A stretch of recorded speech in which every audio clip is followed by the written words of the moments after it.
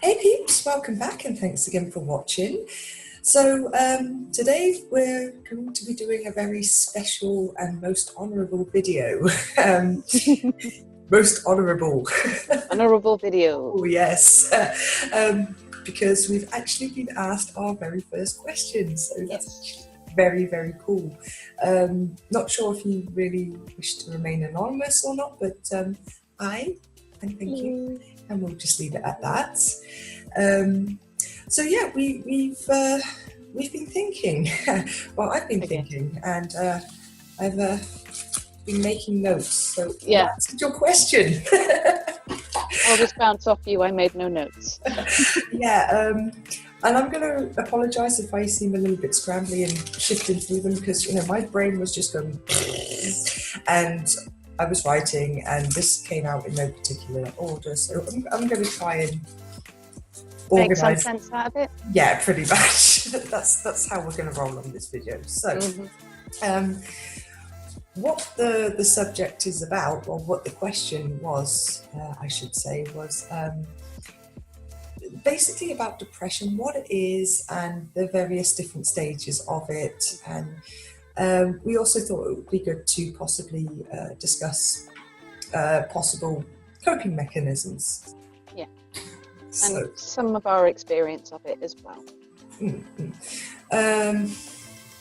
So I'm just going to shift through and see where to start. Yeah, also, first of all, I'm going to say, by no means are we professionals. No, we're not professionals. We are definitely not professionals. This is just things that we have learned along the way from our own experiences. Our own reading kind of thing. Our own reading, yeah. And we've just picked up little tips for ourselves that we would just like to share with people because we know what it's like and we know how difficult it is to get through things like that. Feeling alone, so you're not alone. No, far from it. Also, if we jumble up our words a little bit, that's for me it's a fibromyalgia thing, plus brain goes so fast it just tends to take words and smash them together, and the same thing happens with Louise as well, so we do apologise for that sometimes, but it's one of them things. Or things just fall out of our heads and we're like, they really do. What was I saying? Also, introvert hood today. You are honoured. I am wearing my introvert hood so that I can just do this. I'm in one of them moods. Leave me alone. Yeah. Hiding. We ain't judging. You ain't judging, no one's judging. If you are judging, how many fucks given, dude? How many fucks given? Okay. Absolutely none. With that said,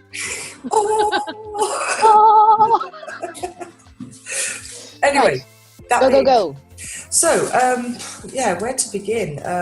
What is depression? Well, first of all, I'm actually going to start with the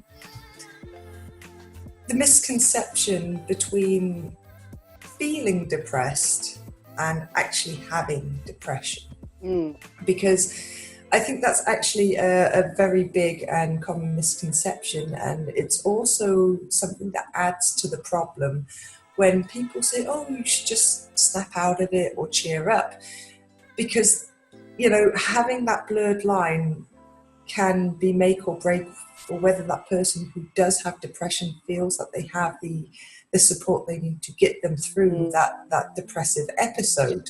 Do you know the one line that really does my head in most of the time is, it's just in your head. Well, yeah, I know it's in my head. That doesn't make it not real. Well, that's the very problem. It is in your head. It's an imbalance with hormones. It is a condition. It is a mental condition. It's the brain sort of making too little of something, and I think it's like serotonin and things like that. It doesn't make enough. So yes, it's in my head. Yeah, it doesn't mean to say that the effects are not real. Girl, you preach, sister. Exactly. Oh, it just pushes my buttons. So the difference between feeling depressed, feeling depressed will come with bad circumstances, like when shit just happens, you have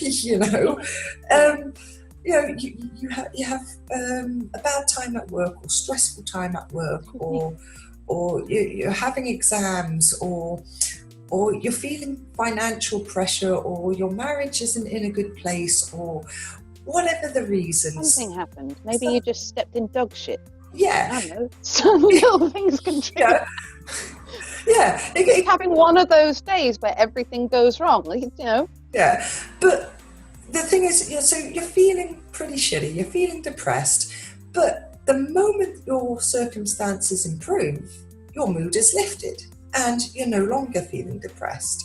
So you are able to simply cheer up in those conditions. And then you have having depression, the actual medical disorder, which has various different degrees and stages and layers, and that's a whole topic in itself. Again, I'm no professional, so I'm not going to start delving into specifics, but we'll just blanket term it and call it having depression or clinical depression in some form.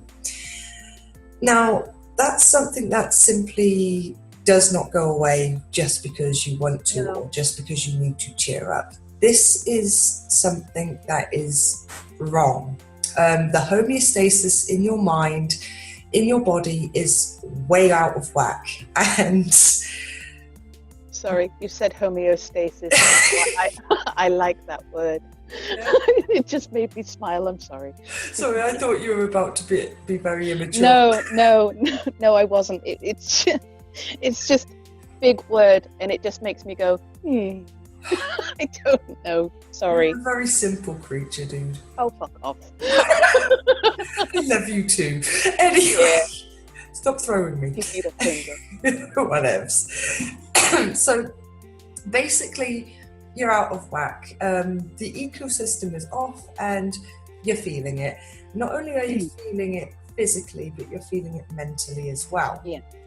Now, this is where the danger can lie, because this is where people often mistake feeling depressed themselves and being depressed.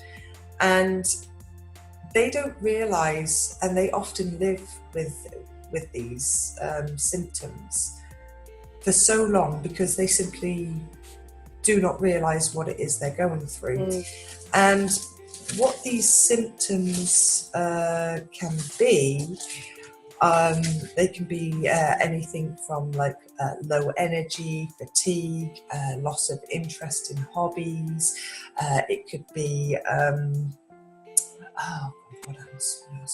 Just feeling low, having a bad mood, there's also that erupting. Isolation. You can feel you feel like you're isolated, and it doesn't matter how many people contact you and try and talk to you, you just have little energy to talk to people. You're isolating yourself in the end, so isolation is a symptom as well.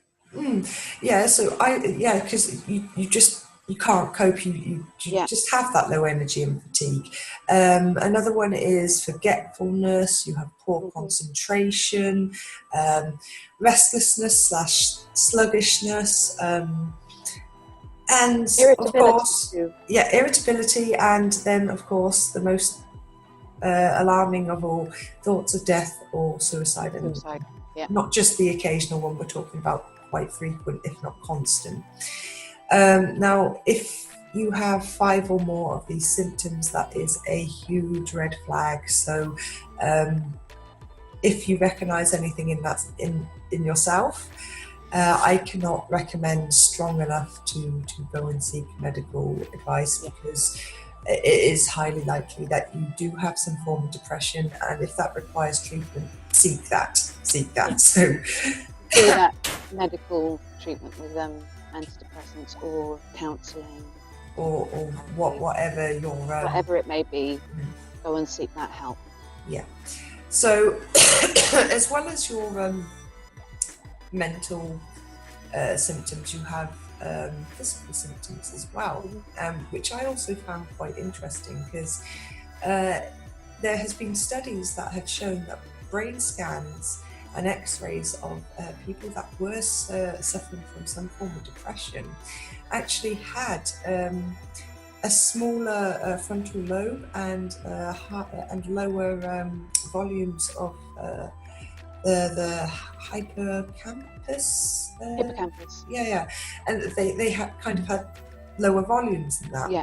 So there was actually a physical difference. Yeah, there are physical differences as well. Yeah.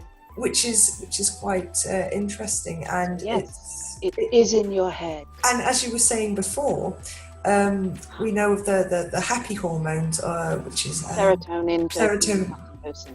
Yeah, that's the one. And those are your happy hormones, and those are actually decreased in volume. So your brain is getting less. So you're not able to physically feel happier. No. However, because these are being depleted, or you have a depleted supply of it, in compensation, you get more of the stress hormones, such as cortisol, which is released, when you're feeling that stress, and you go into that kind of fight or flight mode, and you're like, kind of thing. And, it's also got me thinking about why we tell people, for instance, who have heart conditions, why they need to have less stress. And we say that a lot, whenever you have a condition, if it's stroke or heart or something, that you need to have less stress. And we say, okay, yeah, less stress, fine, you need to relax. But we never really stop to ask ourselves why. Mm-hmm. And because of that, we kind of brush it over, oh, just less stress, but we stop at that. And that's because stress is an alarmingly large part of everyone's everyday lives. Everywhere. It's everywhere. And we are just medicating ourselves or growing numb to it and just learning to just fight a little bit more, fight a little bit more, fight a little bit more. And because of this, we start getting these physical symptoms. But we don't look at the whole picture holistically. Rather, we just start treating the physical symptoms rather than the whole cause. So while that fire is burning, you're falling apart and I wouldn't say blissfully ignorant, I would just say depressingly ignorant. Depressingly ignorant to why you're feeling as bad as you are, why your body is telling you that there is this disbalance in your body. Imbalance in your body. And it's something that we really overlook and brush aside. Stress is bad, but we don't stop to give it its credit. And this it's like a warning sign, isn't it, that something's wrong? Yeah, and again, it goes with societal facades and standards. We see these things as weakness as well. So there is also that stigma attached to, when you can't handle the stress and you break. And this is the symptoms of breaking. This is what happens when someone cracks under that pressure. Then suddenly you're weak, no, it's not a sign of weakness. It is a sign that somebody has been having to be strong for too long. That is what that is. It's like the last straw that broke the camel's back, for the old proverb and everything. It's not a sign of weakness at all. No. It is a sign that you have taken too much for too long. It's when strength reaches its limit. Exactly, when it reaches its limit. Because everybody has their limits, and there is no goddamn shame in that whatsoever. No shame in that. Sorry, I get a little bit passionate about this subject. No, there's no need to apologise, but it's very true. It's seen as something to be shameful. Yeah, very much so. That's one of the reasons why people don't seek the help that they so desperately need, is because they will be judged for it, not just by, not by the doctor. The doctor wouldn't judge you for it because they see this every day, but there's friends and family that will judge you for it, your co-workers, your colleagues, they will judge you for it if they find out, type thing. Not everybody will. So, one in three people has some form of mental illness, and yet there is still this stigma attached, and still this little bit of, oh no, I can't, it's seen as weakness, I will be judged for it. No, you won't. And if you are, tell them to fuck off. Simples.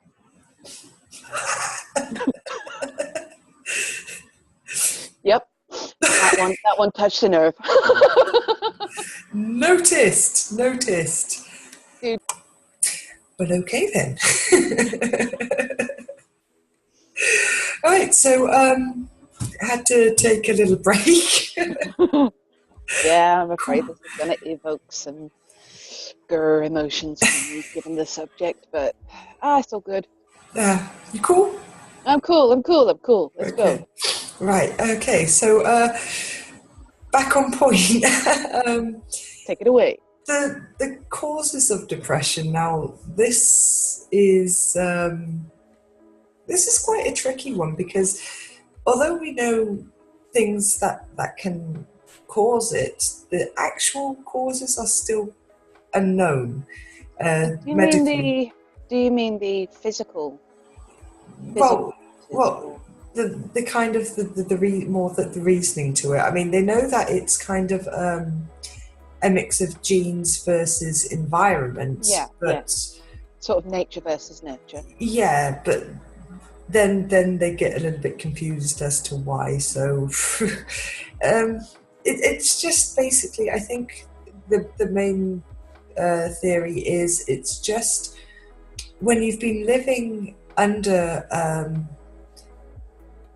these stressful conditions almost chronically. Pressure. Yeah. And then you also have your proneness to it, where the genes come into play, and how susceptible you are, and how fast you will fall into a depression. I mean, it's not a matter of if, it's really a matter of when and how much you take. Which gets flipped. Mm-hmm. Which is why, you know, people that can take more stress than others are seen as quote unquote strong, whereas in reality we all have our breaking points. Yeah, every single one of us does. So there really is no shame when you get to that point, whether you're strong or not. You know, it's got to have been bad to have pushed you into this kind of shit pit of doom.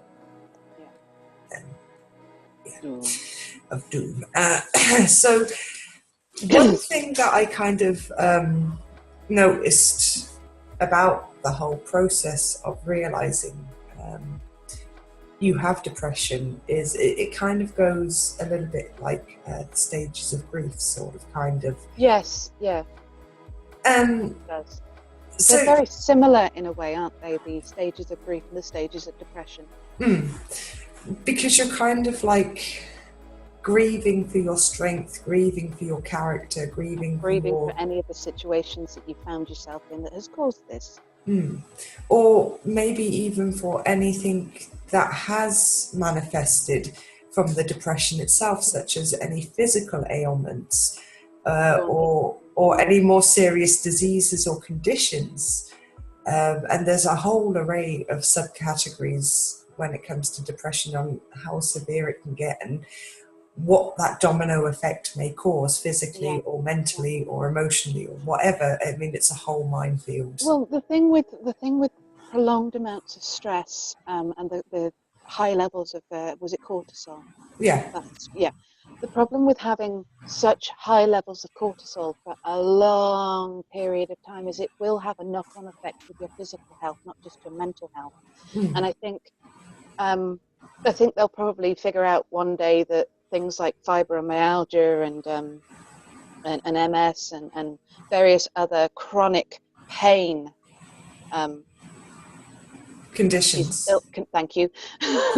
Conditions do tend to have a basis with depression, anxiety, and things like that.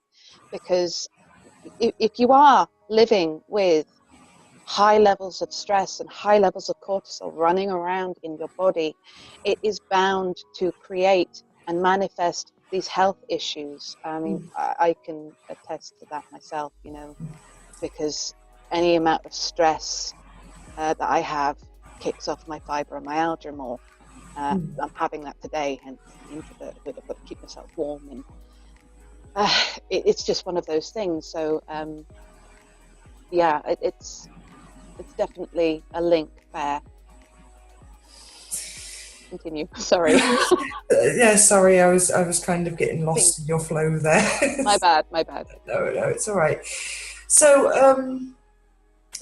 I think, I don't know about you, but I think it's kind of common if I'm like many other people, and I'm sure I'm not unique with this, but you kind of first go into a denial about it.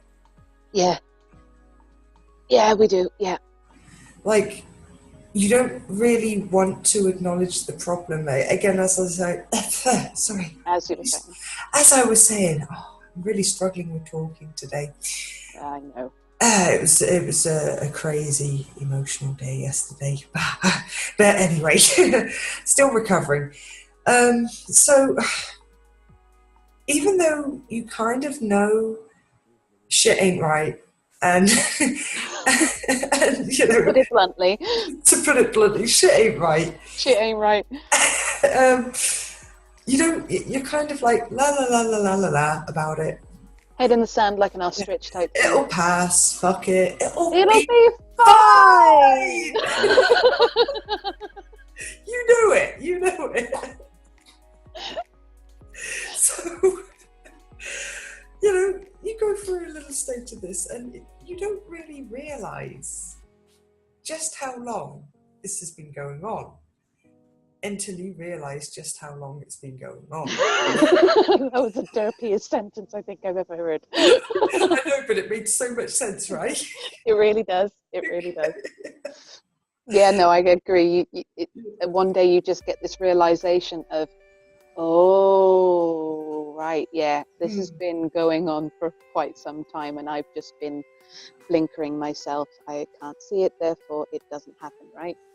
Yeah, or, okay, this shit period has lasted way longer than just 2 weeks, which is the minimum of what a depressive episode can last. I mean, they could go on for weeks, if not months, if not years. So if we're talking about months, if not years, and you have this realization, you're like, shit. And at this point, you are well and truly down that rabbit hole with the whole self-doubt and that vicious inner monologue, and hearing that and then buying into that shit, and then you are overwhelmed and in that black swamp, and you are just so down on yourself. You are feeling so anxious. You have isolated yourself a little bit. And sorry, what you just said was a very, very apt description of it. That black swamp. We call it the black dog, or it's like a black cloud. But no, it's like a black swamp because it's just noxious gases around you, and it's dark, and you're sinking in the mud. That is a perfect description of it. Just wanted to say. You're very welcome. Okay. Yeah, carry on. My bad. No, okay. So the black swamp. The black swamp. Yeah, black swamp. It kind of threw me off there. I'm so sorry. That's all right. It's fallen out. But also, so when you come to that realization, and you're already in this vicious circle and in that cycle, and it's evident to you, but it's also been evident to those around you. Mm-hmm. Now, probably before it was evident to you. Yeah, way before. So herein lies another problem. And this is a perfect example of how negativity can essentially breed like a bacteria. Because depression can affect everyone immediately around you and have this ripple effect. And because the people that are around you love you and they want to support you and they want to do their best to cheer you up, and because you can't cheer up,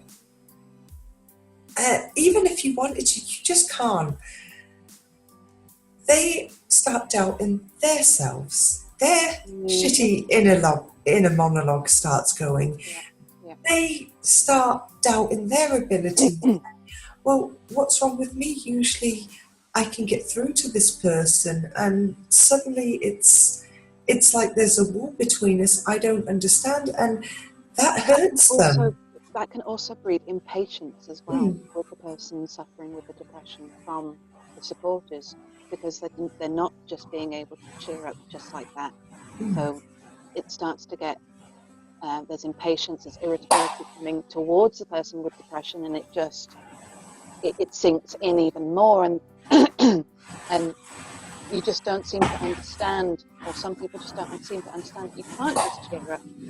And that's not really what you should be doing.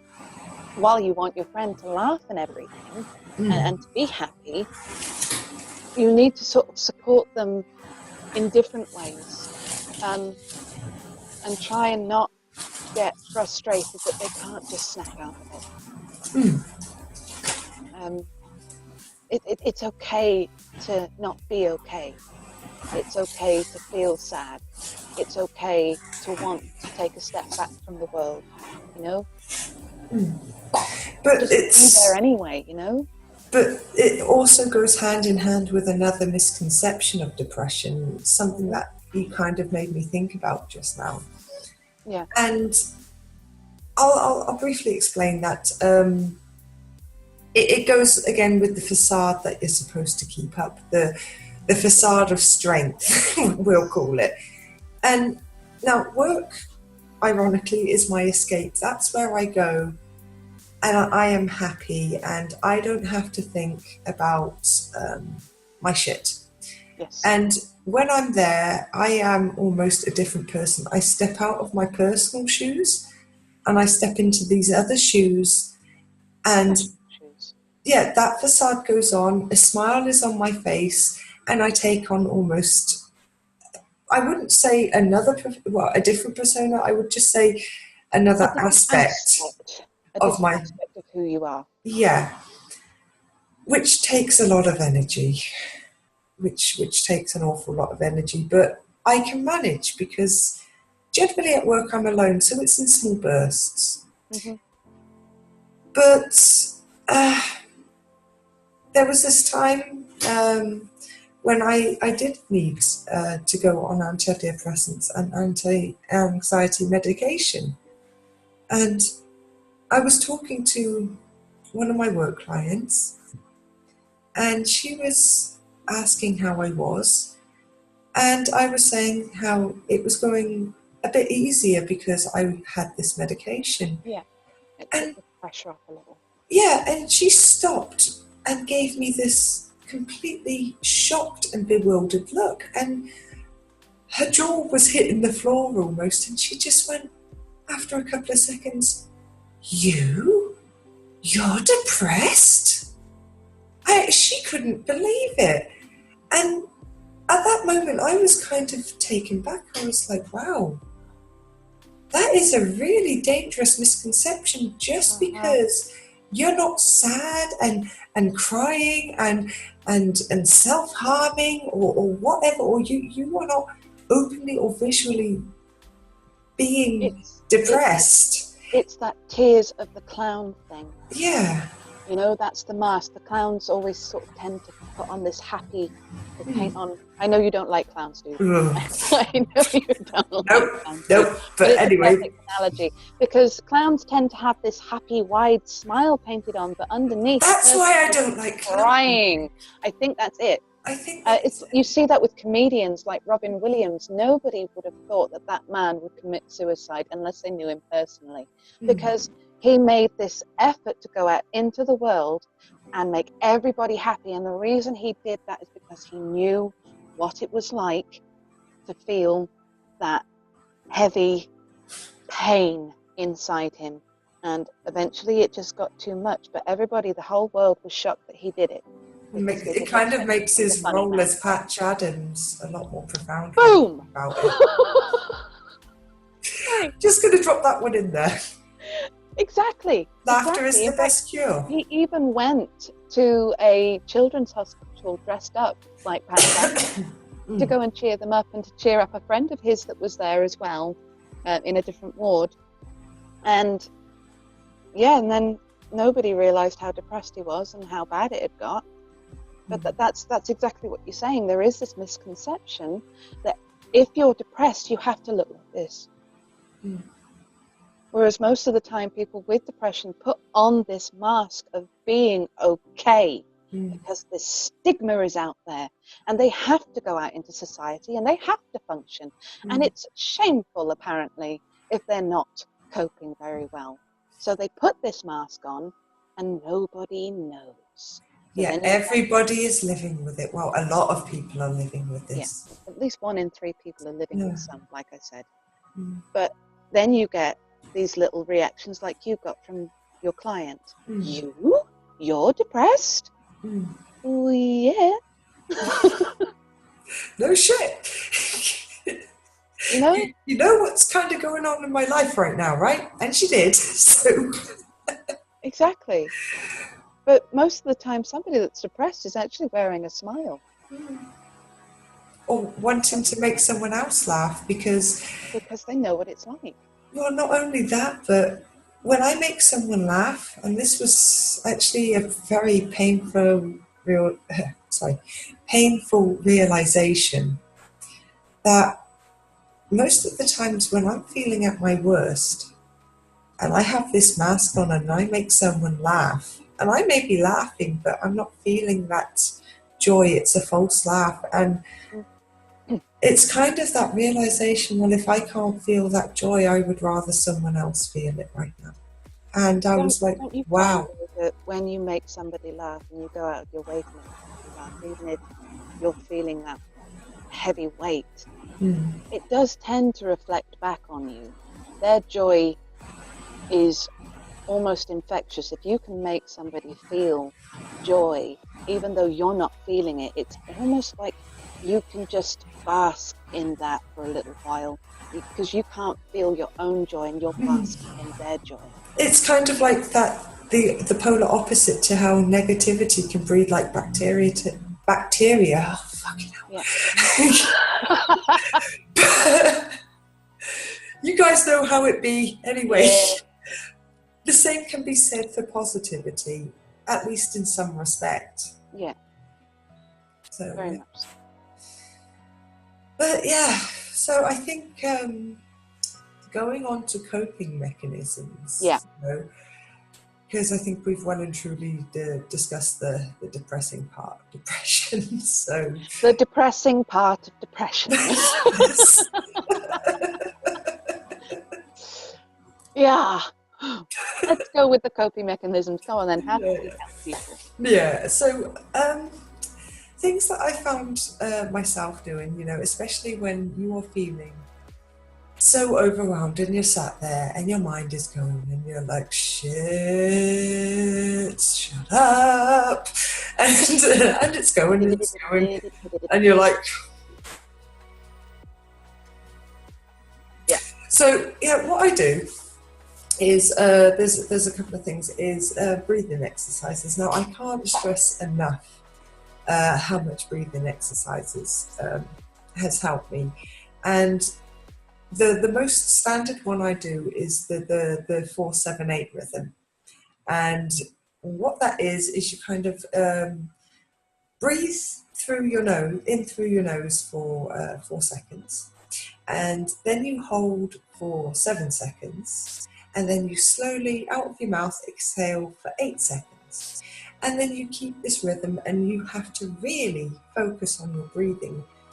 And then you close your eyes and then, if need be, put some earphones in or put some music on, preferably something without lyrics, just something chill and zen, like what I'm going to be loading in as the background music. You've heard the stuff before. I've just tried that. I've just done a couple of those breathing with the 4-7-8s that you've done. And actually I can feel my head getting a little fuzzy already. As in,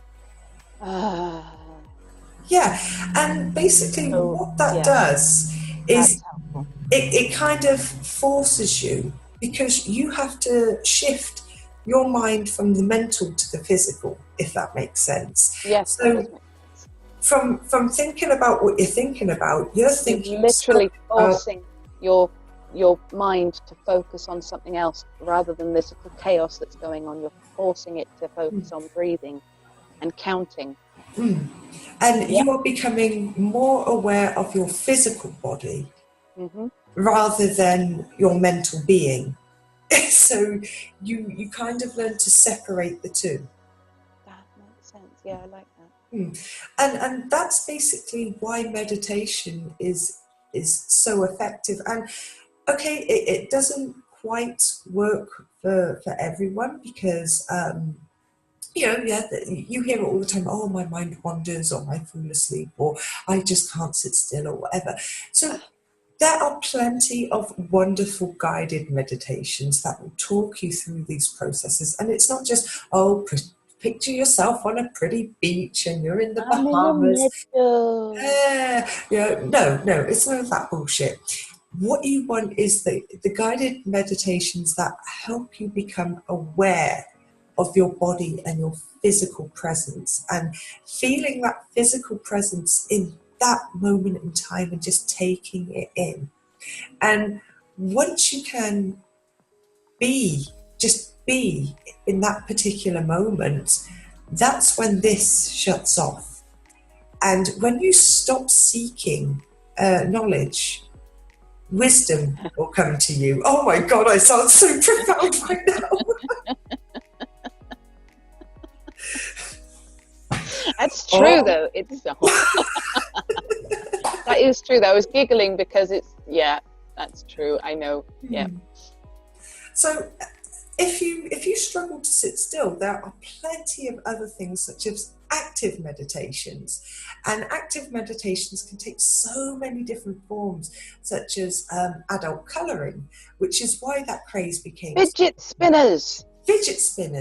Or that helps my 10-year-old. She's very sort of doing, and she has fidget spinners. I bought her a load of fidget spinners, and that helps her focus her mind on something else. But like the colouring books and everything, as you were saying, that I think that was something people were really captured by, because it was something that everybody, I think, has done in their youth, and it was a case of, well, you can't do colouring books and drawing because we're adults now. Yes, you can. And actually, it's a very good tool for anxiety and depression because it helps you. The first time I used them, I'm a bloody artist, but I'd forgotten how drawing and colouring helps me. I'd lost that part of myself, and a couple of people had given me some colouring books, and I'm sat there and I'm like, not sure. It was a gift, so I'll give it a go.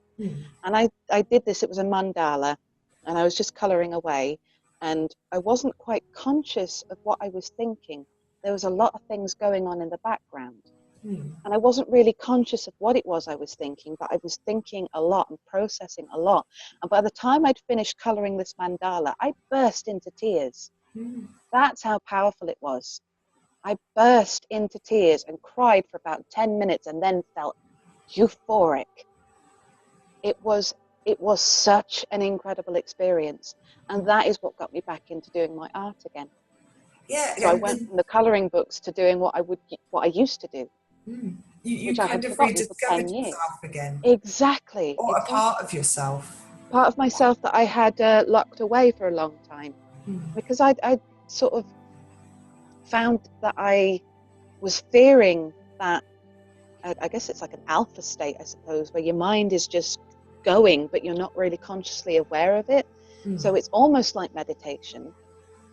But I guess I got myself into a panicky state about that because it just, it had been a long time since I'd done things like that. So the more time went on, the more I wouldn't do it. And I felt panicky about even trying to draw again.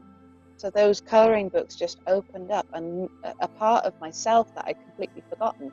And I've felt much better in myself since I've done it. So don't underestimate it. It's fantastic.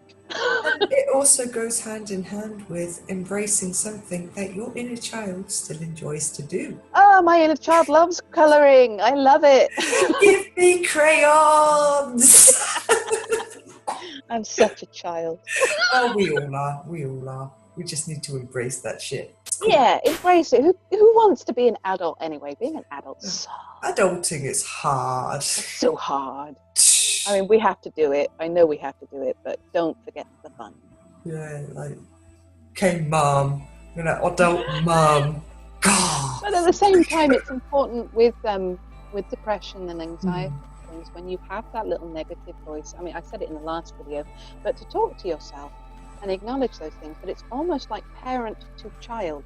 Because the bit inside you that is freaking out with all of these negative thoughts and going into this depressive cycle, that's your inner child in crisis. It's scared, it's worried. So take a step back, talk to it like a child being a parent being nurturing and caring. It's important to do that. If you don't have many people that you can trust that can do this for you, then why can't you do it for yourself? Yeah, give a little bit of love to yourself. Give a little bit. Give a little bit of your love to you. And take that in whatever way you want. That is purely open for interpretation, peeps. Oh dear.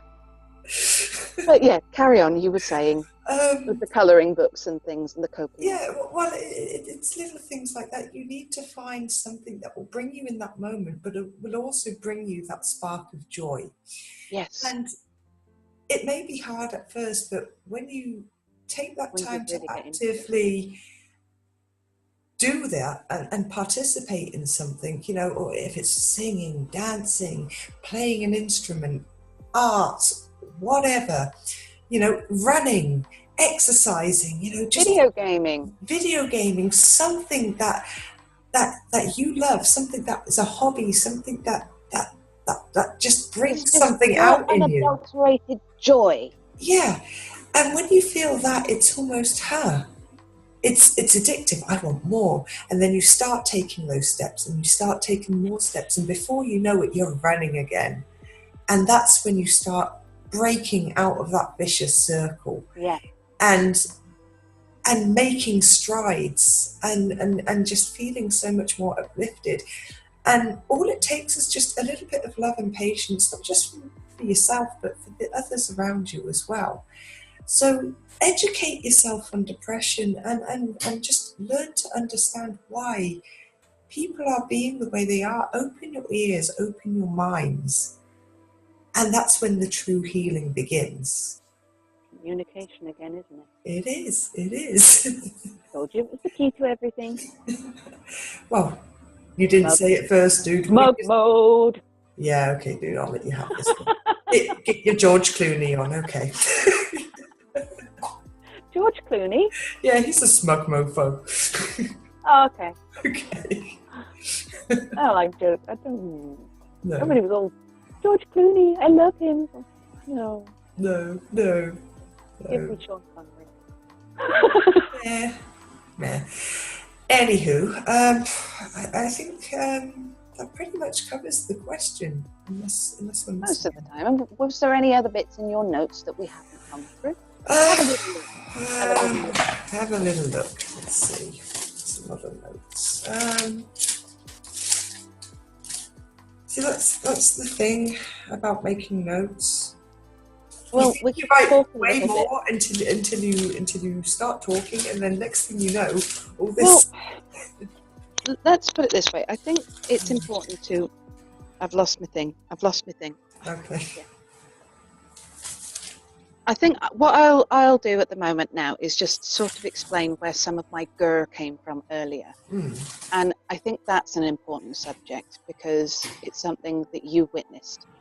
Okay. Was my mental breakdown.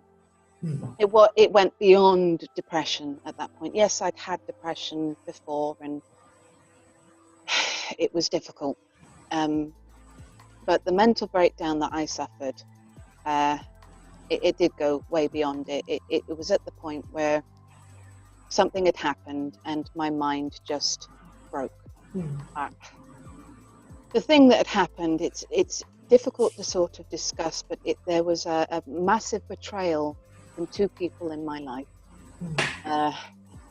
You can probably guess what that is. Oh yeah, I know what you're talking about. Well, I won't go into too many details, but it's just two people in my life that I trusted the most in the world ended up betraying me in the worst ways and then just laying in the boot afterwards after I'd already broken. And you witnessed that. And you witnessed the aftermath of it. I mean, the thing is, I can't really tell many people what happened at that point, as in mentally, because my memories of that time in my life, fuzzy as fuck. it's just pieces and stories sometimes. I can remember feeling this false joy at one point where I was just pretending to be happy all the time, and yeah, everything's great, I'm fine, you know. Fake it till you make it. Yeah, and I really wasn't fine, and I was coming into these very, very unhealthy. Well, I'm just going to interject here. Do you actually know what the anagram of fine is? You've told me, but for the peeps. For the peeps, it stands for frantically insecure, neurotic, and emotional. So, I was very, very fine. Oh, we're all fine. But carry on. This is where I want to talk about some of the unhealthy coping Mechanisms. It's difficult for me to admit, but at this particular point in my life, I'd got to a point where I was so broken. And I was just so full of hate towards myself and feelings of hopelessness, and like I could never really be happy again. I was pretending, but I wasn't. I really wasn't happy. And my life had just fallen to pieces. It just didn't. I didn't know where to go. I didn't know what to do. And the unhealthiest coping mechanism I ended up with was, I had this little toddler tantrum on the floor again, and I smashed all the plates and stuff like that. And then I took a piece of it, and I'm just going to say right now, if you're finding the urge to do something like I'm about to describe, really honestly go and seek help. If you have done something like this, or you feel the urge to do something like this, go and get help from professionals, because it's at this point you really, really need the most help. Yeah, agreed. I can't agree strong enough. Yeah. Get help. What I did was I took a piece of the broken crockery and I cut myself on both legs from ankle to thigh, and from both arms from wrist to shoulder. There was not an inch of me that didn't have a cut on it. And big, I don't know how. I mean, I wasn't trying to kill myself. I was just taking. It was just self-harming kind of. Yeah, I was taking out that frustration. See, I'm getting a bit emotional because of it. I was taking out that frustration of the situation that had happened on myself, because I couldn't direct it at the people that had done this to me. And I had a lot of anger in me and a lot of sorrow. And as you can see, I can still, when I go back to that place, it's very keenly painful. But I honestly can't really think about the thought processes going through my mind at the time. Was, I'm just in so much pain, and this feels better. This feels better. To do this to myself makes me feel better. It's easier to process the physical pain than the pain that's emotional. Than the emotional pain, yeah, exactly. Yeah. That kind of thing. And I started hiding it from people because of the shame and everything like that, which just made me want to do it more. And self-fulfilling prophecy kind of. Yeah, you get into this negative cycle. And honestly, when I say that there was no piece of my skin left uncut, there really wasn't. I'm so lucky right now, because there are no scars on my arms. There are no scars on my legs either. I don't know how that happened, but I scar like I really scar quite badly now. I only have to cut myself shaving and I get a scar. But this you've always cut yourself shaving, you dumbass. I know, I do. I've got one on my ankle at the moment. But it's just, I haven't got the reminders of that time. I don't have to look at my arms and legs and go, oh, I did that to myself. So I'm lucky. But there are people out there that are not so lucky, that have these scars as permanent reminders of that time in their life. And it's difficult to look at your own body and see what you've done to yourself forever, to know that you were so fucking broken that you had to do that to yourself. And I know it's difficult for you to hear me talking about this because you were there every bloody step of the way. No, dude, I remember seeing it all, man. But I say that there are positive coping mechanisms and there are negative coping mechanisms. And if you find yourself straying into the negative ones, that is when you really do need to seek professional help. I mean, it's not just self-harming by cutting yourself. You can self-harm by cutting your hair. You can self-harm by taking drugs. Mutilation, like piercings, or... Yep. Well, that's not to say that people that have all of these different piercings are self-harming, because some people just find it. But there is a taking it to an extreme. I think sometimes that can be a way of doing self-harming. There are, it's like I say, drugs, alcohol, sex. I am going to hold my hands up right now and say that in that point in my life, I did use sex as an unhealthy coping mechanism. Not often, because to be honest with you, there was this little repulsion of people and letting people into my life like that, but there was this other side of me that really needed that, you know.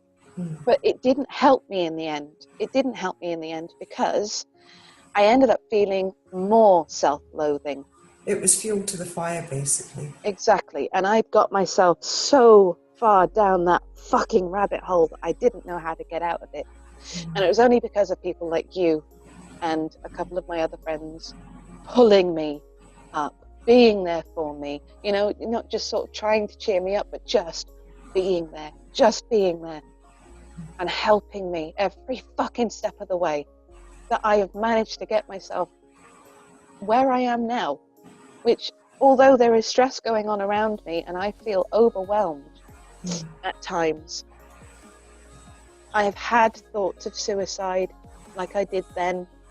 I have had thoughts of cutting myself. I have had all of those usual things, but I have been able to go, nope, I'm good. I'm going to do this instead. I'm going to do this instead. I'm going to do something positive. I am going to make a goddamn therapy video and help other people because I've been there. Because that's exactly what we're kind of doing. It's in its essence, it's talk therapy. It is, yeah, very, very much so for us. We have this urge to help people because we've felt that low, we've felt that bad. So yeah, it is a nice little positive thing to do for other people. Just sharing lay is ourselves caring. lay ourselves bare and say, hey, we've been there too, but this is how we've coped. And you know what? We're certainly not ashamed of it. No, God, no. I am not ashamed to say that I've been through that. I've had a mental breakdown, you know, and so's a lot of people. It doesn't matter. A lot of people have. It doesn't matter. It's part of my history. It's part of that book of my life. It's a chapter, and I am not ashamed for people to read that now. It's made me who I am, and I'm pretty fucking awesome. You are pretty fucking awesome. You're fucking awesome too. There's a whole lot of fucking awesome going on right now. Yeah, right.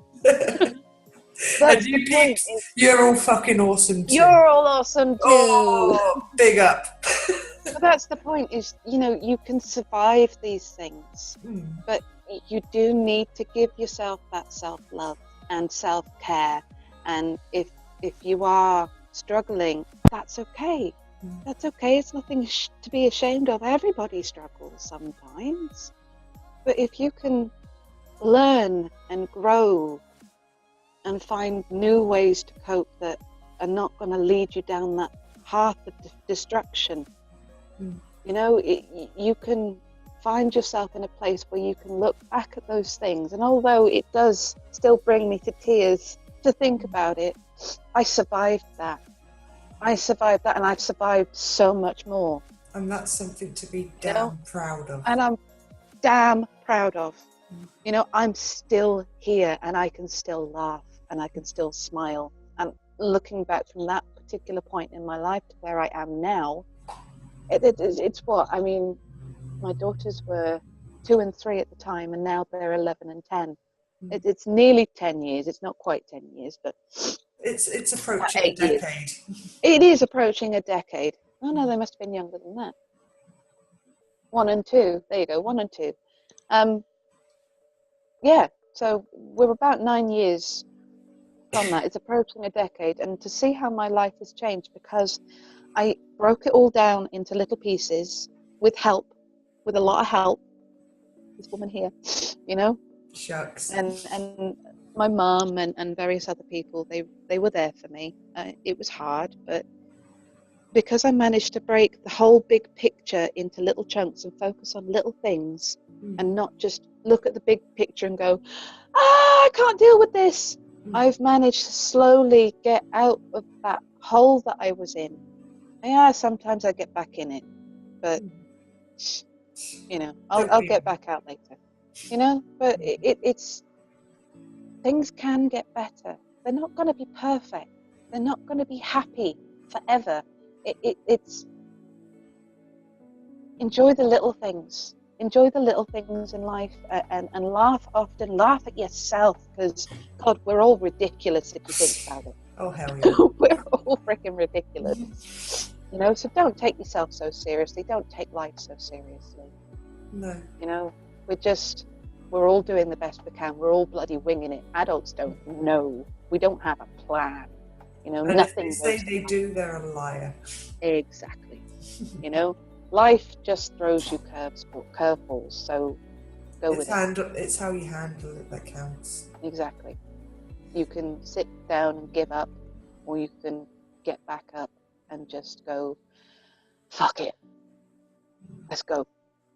Let's roll with it. Yeah. Right.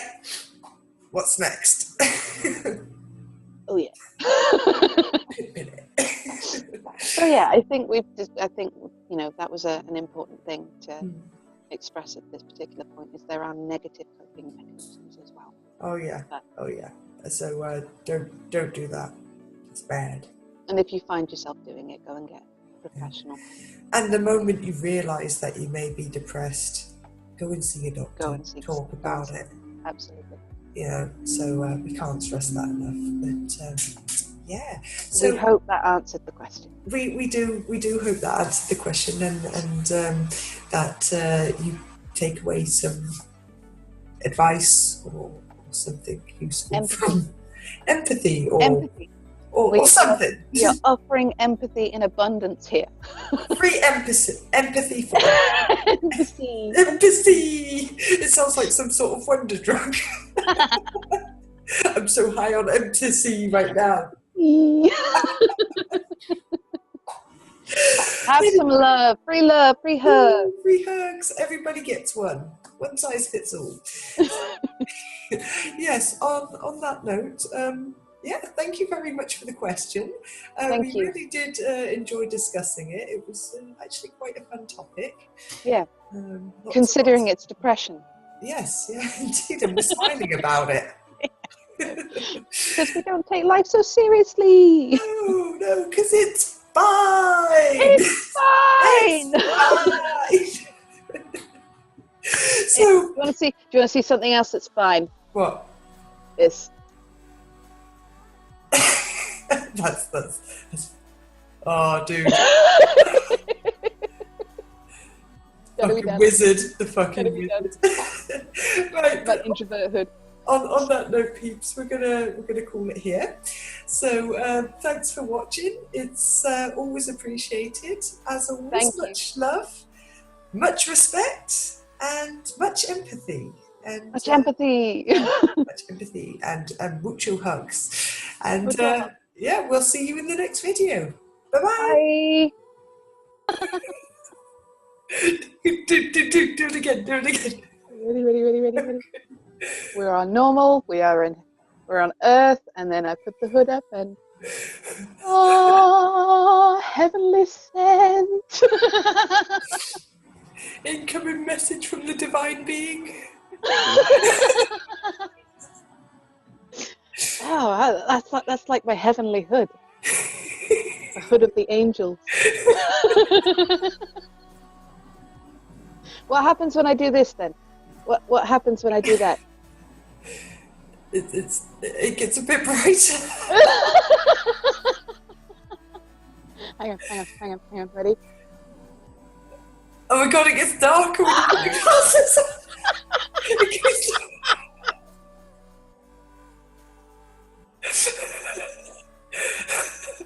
This is amazing. No, you've kind of tilted your camera a bit now. I just No. I can't see. I'm lost in the hood. Damn. There we go. I'm back. Okay. Heavenly hood. There we go. Right, okay. Here's See what? the extra head underneath my eye. I wasn't paying attention. No, I know. There's, I must be run down or something because this thing underneath my eye that's just peeing me off. Just bear with me. So many fucking notes. Okay, right, so it's probably going to be a bit jumpy. Yeah, that's fine. I'll just take my cues from you. Yeah, because I've made notes because, and as you can see, they're all over the place because my brain was just all over the place. I know.